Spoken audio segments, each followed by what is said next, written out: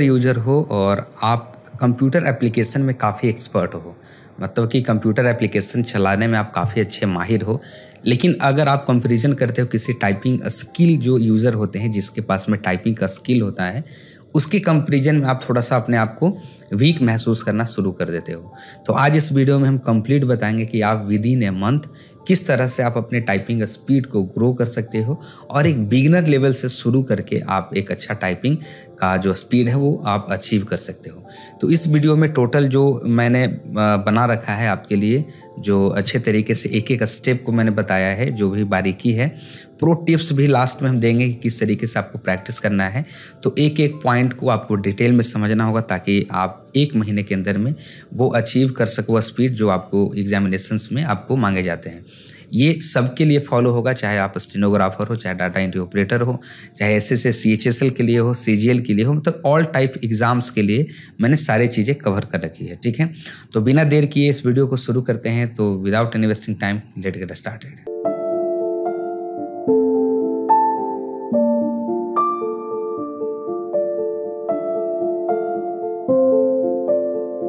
Video को शुरू करने से पहले जो लोग इस चैनल पर नए हो तो प्लीज़ चैनल को सब्सक्राइब कर लीजिएगा आगे इसी तरह का वीडियो देखने के लिए, और अच्छा लगे, हमारे रेगुलर व्यूवर हैं तो प्लीज़ उसको आप वीडियो को लाइक करिएगा। आपका कोई भी इंक्वायरी हो आप कमेंट बॉक्स में आप कमेंट कर सकते हो, आप अपना फीडबैक दे सकते हो। तो चलिए हम डायरेक्ट आपको स्क्रीन पर लेकर के चलते हैं और वो सभी स्टेप्स को आपको हम बताते हैं जो आपके लिए इम्पॉर्टेंट है, और एक बिगिनर जो शुरुआत कर रहा है टाइपिंग में उसको भी ये देखना चाहिए। और देख करके जो मैं बता रहा हूँ, अगर इसको आप कंसिस्टेंसली अगर आप फॉलो करोगे, रेगुलर फॉलो करोगे, तो 110% मैं आपको कह रहा हूँ, गारंटी देता हूँ कि आप एक अच्छा स्पीड ग्रोथ कर पाओगे आप। ठीक है, तो चलिए एक एक स्टेप को हम लोग देखते हैं। मैंने यहाँ पे टाइटल भी डाल दिया है कि how to learn computer typing within a month. आप किसी भी तरह का एग्जामिनेशन हो उसके लिए आप बिल्कुल आप तैयारी कर सकते हो। देखिए, बेसिक रूल्स जो मैं आपको बता देता हूँ कि जब आप कंप्यूटर टाइपिंग के लिए शुरुआत करते हो, आप बिगिनर हो, तो कुछ बेसिक इसके रूल्स हैं। आप इसको एकदम काफ़ी सीरियसली इसको फॉलो करना होगा। अगर आप फॉलो करोगे तब जाकर के वो सारी चीज़ें आपको मिल पाएगी जो एक प्रोफेशनल टाइपिंग जो करते हैं उनके लिए वो सारी चीज़ें हैं। यहाँ पे सबसे फर्स्ट में आपको बता देता हूँ कि सेटिंग पोजीशन, दूसरा में है आपका, सेकंड में है कि फिंगर पोजीशन ऑन कीबोर्ड, सही तरीके से फिंगर पोजीशन करना आना चाहिए कीबोर्ड के ऊपर। एक अच्छा कीबोर्ड का सिलेक्शन भी काफ़ी मायने रखता है आपके टाइपिंग स्पीड को ग्रो करने के लिए। फोर्थ नंबर है कि आपको रेगुलर मेंटेन कंसिस्टेंसी रखना होगा, मतलब कि एक रेगुलरिटी मेंटेन करना होगा। आप अपने पर डे के जो आपको एक्टिविटी है उसमें से आपको 2 घंटा कम से कम चाहिए ही चाहिए, नहीं तो आप ऐसा नहीं हो सकता है कि आप चाहो बस सोचने से कुछ नहीं होगा, उसको करने से होगा। ठीक है, फिफ्थ नंबर पे होगा कि आपको हम बताएंगे कि कैसे स्पीड को कैलकुलेट करते हैं। आपको स्पीड के बारे में पता होना चाहिए कि एक्यूरेसी क्या होता है, ठीक है, ग्रॉस स्पीड क्या होता है, नेट स्पीड क्या होता है। तो इन सभी पॉइंट्स के बारे में आपकी जो डेप्थ नॉलेज है वो होनी चाहिए। उसके बाद में है knowledge about speed calculation error. देखिए, टाइपिंग तो बहुत सारे लोग करते हैं, चाहे वो बिगिनर हो, एक प्रोफेशनल लेवल के हो, या फिर एक मिडिल लेवल का जो मीडियम जिसको बोलते हैं, एवरेज स्टूडेंट जिसको बोलते हैं, उस तरह का टाइपिंग जो करते हैं। तो उनमें एरर कैलकुलेशन करने का या फिर अपना टाइपिंग स्पीड कैलकुलेशन करने का उनके पास में एक सही मेथड नहीं होता है, जिसके कारण वो टाइपिंग तो करते हैं मगर थोड़ा सा उनको सही गाइडेंस नहीं होता है, इसके लिए वो थोड़ा सा मिस्टेक कर बैठते हैं। ठीक है, तो अब यहाँ पे देखिए, सबसे पहले पॉइंट के बारे में हम डिस्कस करते हैं, सेटिंग पोजीशन। देखिए, सेटिंग पोजीशन काफ़ी एक बेसिक रूल है टाइपिंग करने का, या फिर एक कंप्यूटर यूज़र के लिए जो आप कंप्यूटर को यूज करते हो, तो उसका भी एक मतलब रूल है, एक स्पेसिफिक रूल है जिसको फॉलो करना होता है। आप यहाँ पे देख सकते हो कि यहाँ पे मैंने एक काफ़ी डिटेल में यहाँ पे एक पिक्चर के थ्रू मैंने आपको बता रखा है कि आपको किस तरीके से आपको अपने मॉनिटर्स को देखना है, आपके आई कांटेक्ट कैसे होना चाहिए, है ना, और शोल्डर्स कैसे होने चाहिए, आपके जितने भी chair should be completely support your ये सारी चीज़ें आप लोग ध्यान से देखिएगा और इसको पढ़ लीजिएगा, ठीक है। ये सारी चीज़ें अगर आप मेंटेन करते हो तो डेफिनेटली आप जो कंफर्टेबल महसूस करोगे टाइपिंग करते वक्त वो 110% अच्छा रहेगा, और इसको यूज करोगे तो डेफिनेटली आप इसको एक कंफर्टेबल जब आप महसूस करोगे तो टाइपिंग बिल्कुल आपको इरिटेटिंग नहीं लगेगा, बोरिंग नहीं लगेगा, आप उसको अच्छे से कर सकते हो। एक सेकंड जो फिगर में मैंने बताया है कि यहाँ पे ये देखिए कि कभी भी सेटिंग पोजीशन में आपको झुक करके काम नहीं करना है। जैसे मैं यहाँ पे आपको बैठे हुए दिख रहा हूँ, अगर उसी तरह से अगर हम ऐसे हो जाते हैं तो इस पोजीशन में और इस पोजीशन दोनों में काफ़ी डिफरेंस है, ठीक है।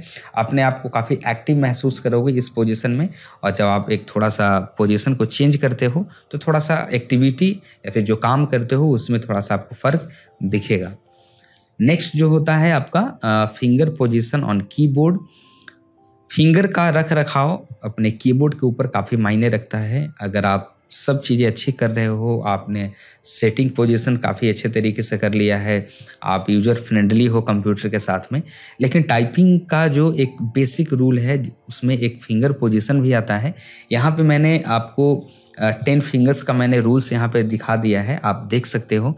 जो स्टार्टिंग कर रहे हो वो भी देख लीजिएगा, जो एडवांस लेवल हो या फिर एवरेज लेवल का टाइपिंग करते हो वो भी देख लीजिएगा। हो सकता है कि आपके पास में इसकी जानकारी ना हो, बस टाइपिंग जो लर्नर होते हैं, जो टाइपिंग ट्यूटर होते हैं, उसको देख करके आप लोगों ने प्रैक्टिस करते करते टाइपिंग को अचीव तो कर लिया होगा, लेकिन इसका नॉलेज बहुत कम किसी को होता है। देखिए यहाँ पे हर एक फिंगर के लिए स्पेसिफिक वर्ड यहाँ पे डिफाइन होते हैं। इस वर्ड्स के ऊपर अगर आप लोग कैरेक्टर के ऊपर अगर काम करोगे तो डेफिनेटली आपका जो कैरेक्टर का जो अंडरस्टैंडिंग होगा, जो आप समझोगे उसको, वो बहुत जल्दी हो जाएगा। मतलब बहुत कम समय में आप कैरेक्टर को समझ पाओगे कि किस पोजीशन पे कौन सा कैरेक्टर होता है। कभी भी आप अगर कीबोर्ड को टच करते हो तो वहाँ पे आप F बटन के पास में और J बटन के पास में देखोगे तो थोड़ा सा एक डॉट होता है। जब उसको आप थोड़ा सा महसूस करोगे, आप ऐसे ही फिंगर रख के, तो वो आपका होम रो होता है, आप उसको देख करके समझ सकते हो। मैं इसमें ये नहीं बता रहा हूँ कि home row, top row and bottom row किसको बोलते हैं, तो इसके लिए मैंने एक सेपरेट वीडियो बना रखा है, इससे भी डिटेल वीडियो है, उसका भी लिंक हम वीडियो के डिस्क्रिप्शन में दे देंगे, आप वहाँ से भी चेक कर सकते हो, ठीक है। तो यहाँ पे फिंगर के अकॉर्डिंग कैरेक्टर का यहाँ पे कैरेक्टर को डिफाइन किया गया है और कलर कोड के अकॉर्डिंग डिफाइन किया गया है। जिस कलर कोड के ऊपर जो फिंगर्स हैं उसको आप लोग सेट कर सकते हो। जैसे कि ये फिंगर है हमारा तो इसके लिए अलग कोड है, ये फिंगर है तो इसके लिए अलग कोड है। उसी तरीके से हर एक फिंगर के लिए आपको अलग अलग आपको कैरेक्टर कोड डिफाइन किए हुए हैं। तो इसको भी आप देख करके काफ़ी इजीली अपने कैरेक्टर को जो दिखा हुआ है, मतलब दिख रहा है कीबोर्ड में, उसको आप इजीली आप उसको कंसीडर कर सकते हो और उसको अपने प्रैक्टिस में यूज कर सकते हो, ताकि जल्दी से समझ में आ जाएंगे कैरेक्टर्स। तो उसके बाद में आपको कहीं पे कोई प्रॉब्लम नहीं होगा, ठीक है। जब कैरेक्टर ही समझ में आ गए तो 110% उसका पोजीशन समझ में आ जाएगा। जब पोजीशन समझ में आ जाएगा तो हम आसानी से किसी वर्ड को आसानी से यूज कर सकते हैं अपने टाइपिंग में। अब यहाँ पे नेक्स्ट जो आपका आता है वो चूज राइट कीबोर्ड। ये आप ध्यान से समझना होगा इसको कि देखिए आप सब चीज़ अच्छी कर रहे हो लेकिन कीबोर्ड का सिलेक्शन आपने ख़राब किया है तो जाहिर सी बात है कि आपके स्पीड के ऊपर काफ़ी फ़र्क पड़ेगा। अब सोच लो कि आप किसी एक सड़क पे जाना है, वहाँ पे कोई पल्सर पे जा रहा है, कोई एक स्प्लेंडर पे जा रहा है, तो दोनों के स्पीड में काफ़ी डिफरेंस हो जाएगा, चाल में डिफरेंस हो जाएगा, स्पीड। तो वही चीज़ मैं कह रहा हूँ कि कीबोर्ड के ऊपर भी आपका फ़र्क पड़ता है। एक नॉर्मल सा कीबोर्ड ले लो और एक स्टैंडर्ड कीबोर्ड ले लो और कोई एक मल्टीमीडिया कीबोर्ड ले लेगा, ठीक है। तो ये सब में डिफरेंस होता है। आपको कभी भी कीबोर्ड सिलेक्ट करना है तो वो स्टैंडर्ड कीबोर्ड लेना है, ठीक है। स्टैंडर्ड कीबोर्ड ही बेहतर होता है टाइपिंग के लिए, जिसमें कि कोई भी एक्स्ट्रा फंक्शनल की जो मल्टीमीडिया की होते हैं उसमें इंक्लूड नहीं किए हुए होते हैं, ठीक है। आप कभी भी देखिएगा जब कीबोर्ड स्टैंडर्ड कीबोर्ड लेने जाओगे तो उसमें बैक स्पेस जो आपका होगा वो एक बड़े कलर, मतलब थोड़ा सा साइज उसका बड़ा रहेगा, ठीक है। तो वो स्टैंडर्ड कीबोर्ड होगा। छोटे बैक स्पेस का जो बटन होता है उसको आप मत लीजिएगा। उस तरह का कीबोर्ड लेते हो तो आपको बैक स्पेस करने में प्रॉब्लम होगा, ठीक है। बैक स्पेस से रिलेटेड हम एक प्रो टिप देंगे लास्ट में, आपको काफ़ी अच्छे तरीके से समझा देंगे, ठीक है। तो एक सही तरीके का कीबोर्ड का सिलेक्शन होना भी बहुत ज़रूरी है। आप अपने अकॉर्डिंग कोई भी कंपनी का कीबोर्ड ले सकते हो। मैं 3-4 कीबोर्ड को अच्छा जो कीबोर्ड है एक स्टैंडर्ड एक बेसिक मतलब प्राइस में होगा, एक मीडियम प्राइस में, तो उसका लिंक हम वीडियो के डिस्क्रिप्शन में हम दे देंगे, आप वहाँ से चेकआउट कर सकते हो। अगर पसंद आए तो वहाँ से परचेज भी कर लेना, ठीक है। अब यहाँ पे देखिए है नेक्स्ट जो पॉइंट आपका है वो मेंटेन कंसिस्टेंसी। आपका रेगुलर होना काफ़ी मायने रखता है आपके टाइपिंग के लिए। अगर आप रेगुलर नहीं रहोगे तो टाइपिंग स्पीड आपका एक फ्लो में मेंटेन नहीं हो पाएगा। ऐसे मान के चलिए कि आप अपने पूरे जो आपका दिनचर्या है उसमें से कम से 2 घंटा, हम बिगिनर की बात कर रहे हैं, ठीक है। तो यहाँ पे जो बिगिनर हैं उनके लिए हम बता देते हैं कि कम से कम 2 घंटा आपको निकालना पड़ेगा, तब जा कर के आप अपना एक विदिन ए मंथ जो मैं बोल रहा हूँ उसमें आप इस टाइपिंग को अचीव कर सकते हो। कम से कम आपको 7 डेज तो आपको कम से कम 2 घंटा निकालना ही पड़ेगा।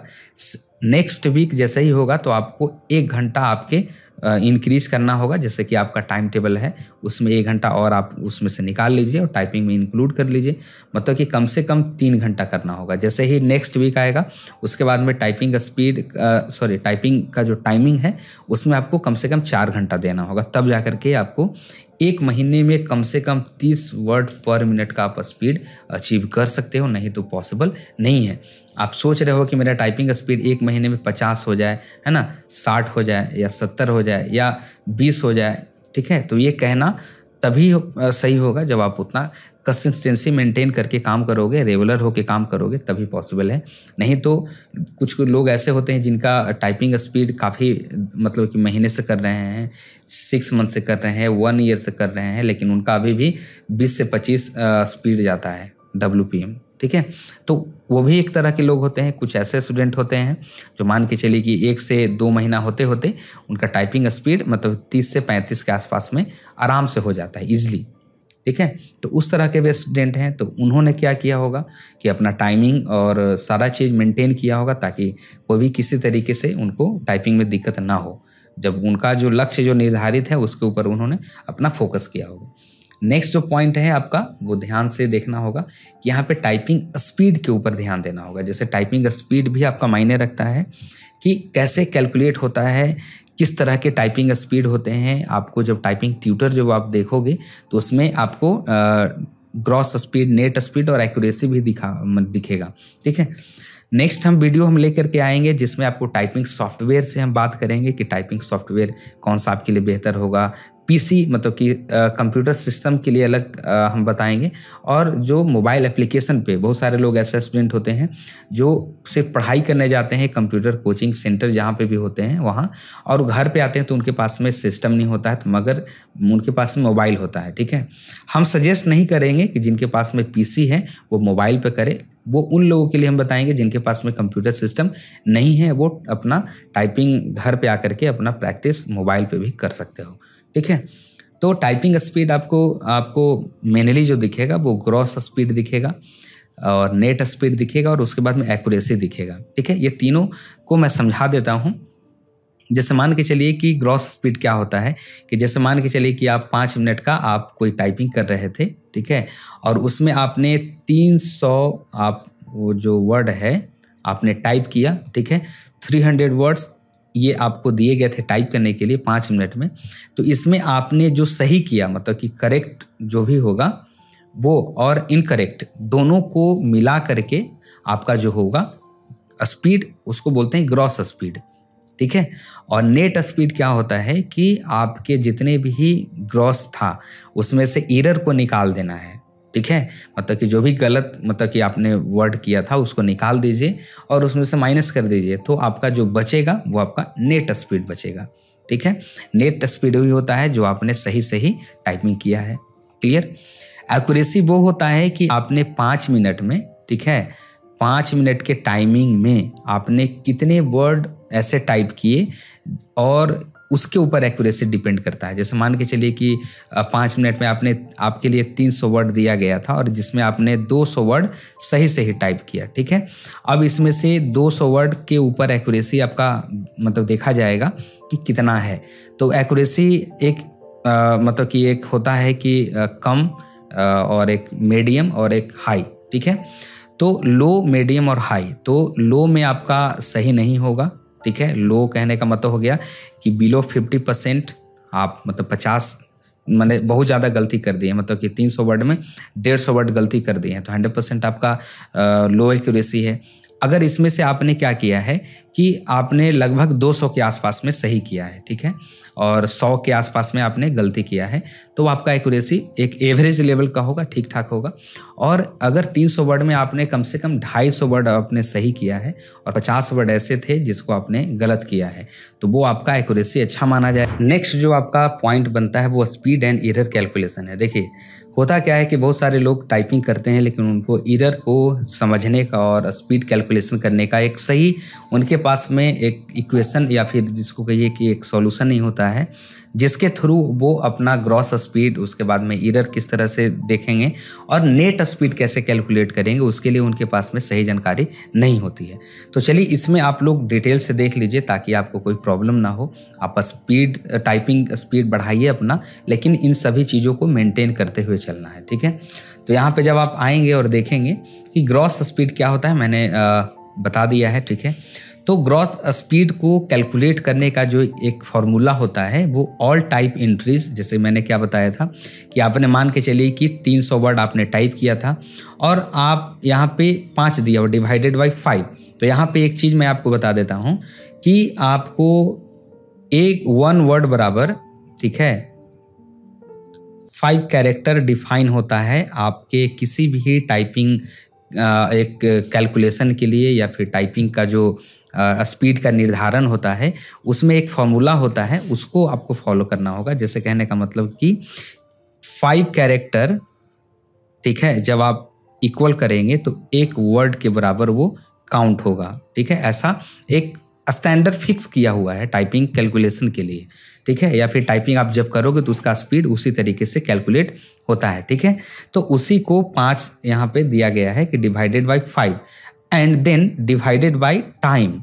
जैसे मान के चलिए कि इसका आप एक अच्छे तरीके से सॉल्यूशन निकालेंगे तो क्या होगा कि 300, ठीक है, divided by 5 then divided by time, आपका टाइम ड्यूरेशन कि 10 मिनट का टाइपिंग था, 5 मिनट का था, तो उसके हिसाब से अगर 10 मिनट का है तो 10 यहाँ पे कर देंगे, ठीक है।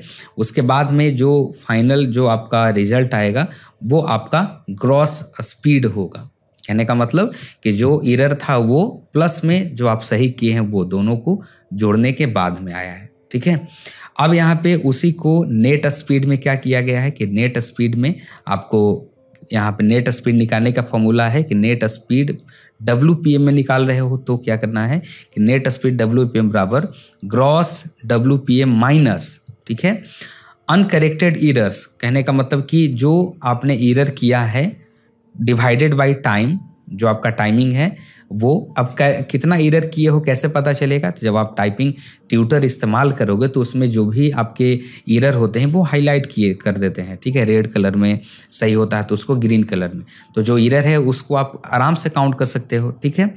अब यहाँ पे उसको और अच्छे से डिटेल कर दिया गया है कि all type entries divided by 5 minus जितने भी एरर आए थे उसको आप यहाँ पे माइनस कर दीजिए and then divided by time, तब जाकर के आपका नेट स्पीड निकलता है, ठीक है। ये चीज़ तो ये हो गया एक सही सटीक फॉर्मूला जिसके ऊपर आप अपना एरर को भी निकाल सकते हो मैनुअली खुद से, ठीक है। तो लोग खुद से नहीं निकालते हैं, टाइपिंग सॉफ्टवेयर का इस्तेमाल करते हैं। तो टाइपिंग सॉफ्टवेयर में उस तरह का एल्गोरिथम या फिर उस तरह से एक फंक्शनलिटी लिखा हुआ रहता है ताकि आपको कोई किसी तरीके से टाइपिंग एरर निकालने में, नेट स्पीड निकालने में, ग्रॉस स्पीड निकालने में प्रॉब्लम ना हो, वो सॉफ्टवेयर ही आपका काम करके दे देगा, ठीक है। इसीलिए लोग टाइपिंग सॉफ्टवेयर के ऊपर अपना टाइपिंग करते हैं ताकि वो किसी तरीके से अपना gross speed, net speed, accuracy तीनों को चेक करते हैं, ठीक है।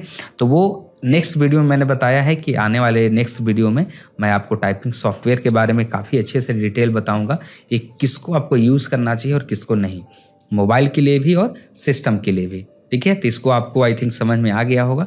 नेक्स्ट प्रो टिप में हम आपको क्या देने वाले हैं तो वो जो मैं बताऊंगा एक एक पॉइंट उसको काफ़ी अच्छे तरीके से यहाँ पे फॉलो करिएगा, तभी जा कर के वो सारी चीज़ें सही है, वरना आपके लिए वो सारी चीज़ें बेकार है, जितना मेहनत करोगे वो बेकार है, ठीक है। सबसे पहले तो आप रेगुलर हो जाइए, ठीक है, पहला पॉइंट तो ये है कि आपको रेगुलर रहना होगा, और उसके बाद में आपको एक सही 100% आप 100% आपको कम से कम 1 मंथ 2 घंटा पर डे आपको निकालना ही पड़ेगा, तब जाकर के वो सारी चीज़ें जो आपका रेगुलरिटी है वो मेंटेन होगा।